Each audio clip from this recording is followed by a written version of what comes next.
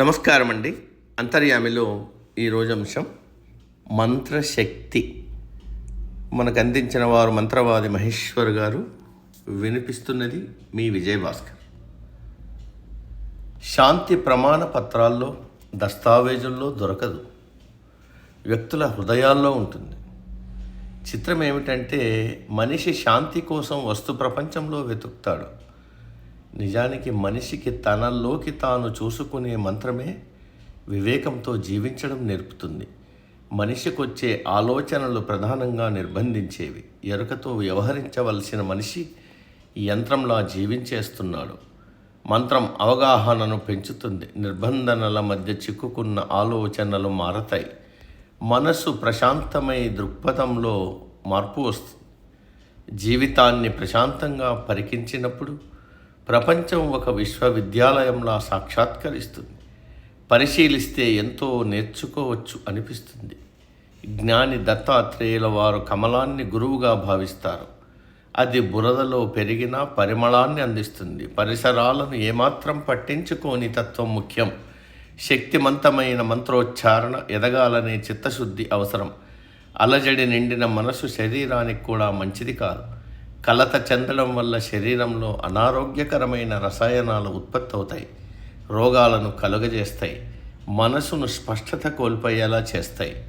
సృజనాత్మకత అంటే కొత్తగా భిన్నంగా చేయడమే కాదు, ఆ చేసేటప్పుడు ప్రేమ, ఉత్సాహం, కొత్త శక్తులై పనిచేయాలి. మంత్రాలు ఆ ముడిపడేందుకు కావాల్సిన మార్మిక దృష్టిని ప్రసాదిస్తాయి. మంత్రోచ్చారణ అనేది అసమానమైన ఆధ్యాత్మిక సాధన.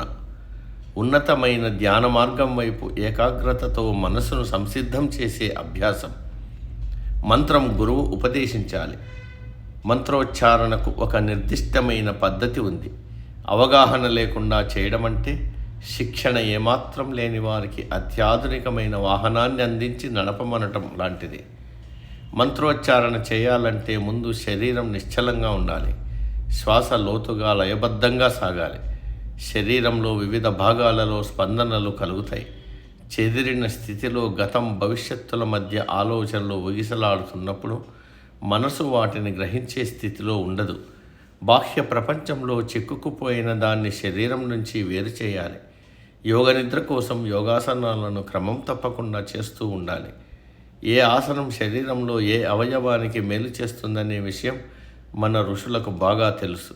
వారే మంత్రాలను మానవాళికి అందించారు. ఒక్కో మంత్రం శరీరం పైన, మనసు పైన ఒక్కో రకమైన ప్రభావాన్ని కలిగిస్తుంది.